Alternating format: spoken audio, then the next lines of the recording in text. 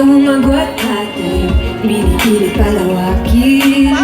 Pero habang merong bumabalakin, ang pag-ibig lumalalim. Di matalas-ala ang tayo at di ka na matanaw.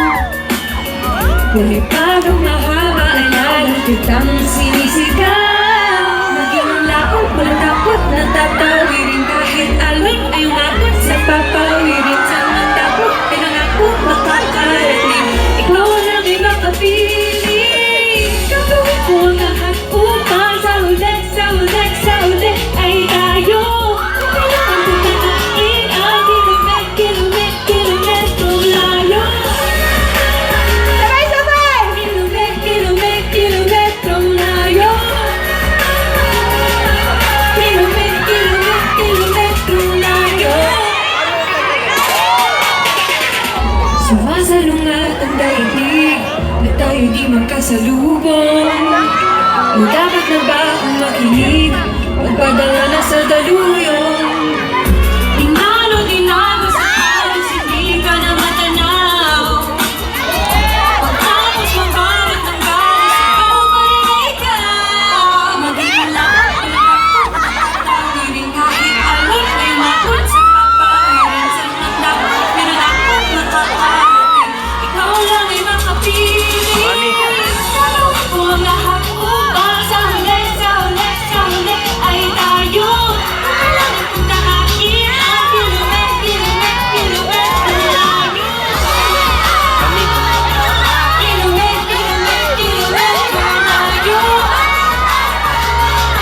Kilometrong layo. Kilometrong layo. Walang takot na tatawirin kahit alin ay makot sa papawirin. Sa mga dapat pinakot makakarating. Ikaw lang ay makapili.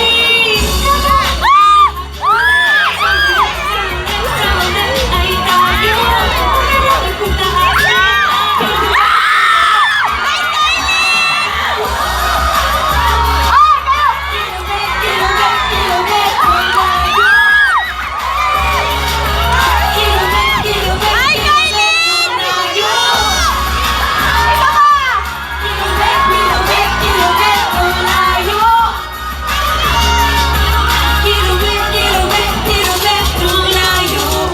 Thank you naman, Miss Kylie! Miss Teresa at Miss Joyce! Janine, ang Walang tatalo sa mga special guest na ito! Oh my, ay, hello, ate! Ang gaganda ng backup dancers mo, Ning! Oo nga, grabe, Pero- wala akong pagbayad ng TF nila. Ang problema, hindi lang sila sabay-sabay. Ay! Yun lang! Hello, Mama Baguio! Kamusta kayo? Ayan! Oy, tawagin naman natin si Tom. Iniwan niya naman siya doon sa likod. Grabe kayo. Guys, palakpakan natin si Kylie tsaka si Therese, stars ng Inagaw na Between! Woo! Ayan! So, Janine, kwentuhan mo naman kami. Tom and James and Ate Joy. Habang pabalik si Ate Joy, si James, tsaka si Tom, kwentuhan mo kami, Janine, ng tungkol sa Dragon Lady. Bukas na yan! Opo, mga kapuso, bukas na po, pagkatapos ng Eid Bulaga. Pagkatapos ng Eid Bulaga, samahan niyo po kami sa kwento ng isang babaeng dragon na alamin natin kung tatanggapin ba siya ng mga tao, ng lipunan, at kung meron pa bang magmamahal sa kanya sa kabila ng itsura niya. Teka! Alam mo ba kung anong palawas bago mag-Eid Bulaga? Yes. Yung sa akin? Yes. Hirap na anak. Hirap na anak. Kasi Eid Bulaga kayo na, di ba? O syempre, simulan niyo na sa Hiram na Anak. Tapos, Eid Ayan. Bulaga, Dragon Lady, Wala nang bitaw. wala nang bitaw. Inagaw na Between, may special tatay. Karamiya, Oo, tapos, succeed. balita kami yan. Teka lang, nawawala si James. Parang nasa audience yata. Oh, Bagong chapter. So kayo pa lang, ang dami ng supporter ni Celestina dito sa Bago. Ayan. So, i-invite natin ulit sila, Joyce. Ayan, mga kapuso, sana po ay samahan niyo kami at si Dragon Lady sa kanyang kwento. March 4 na po yan, bukas na po, pagkatapos ng Eid Bulaga.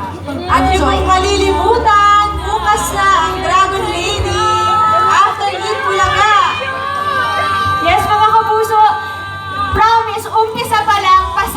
to. Kaya bukas, abangan nyo na po.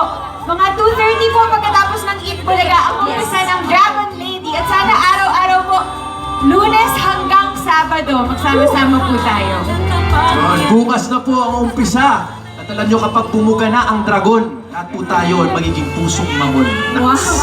Dragon Lady. Ang ganda nun. Dragon Lady po, Ang ganda nun. bukas pagkatapos ng Eat Bulaga. Araw-araw po yan, from Monday hanggang Saturday po. So Tom, dahil nabanggit mo na kapag ka ang dragon bumuga ng apoy, lahat tayo magiging pusong Oo, mamon, ibis di na ba? matakot, Ano, mas lalambot ang puso natin para kay Celestine. ano bang life lessons ang mapupulot natin dito sa Dragon Lady? Do not judge my brother because my brother is not... Di ba? Mali. Iba. So ano nga, Janine? James, anong matututunan mo sa Anong matututunan ng ating mga kapuso sa Dragon Lady? Ang matututunan natin dito, dapat hindi tayo maghusga sa panlabas na kaanyuan ng isang tao. At dapat natin titignan yung kalooban. Kanyang puso. Ganon.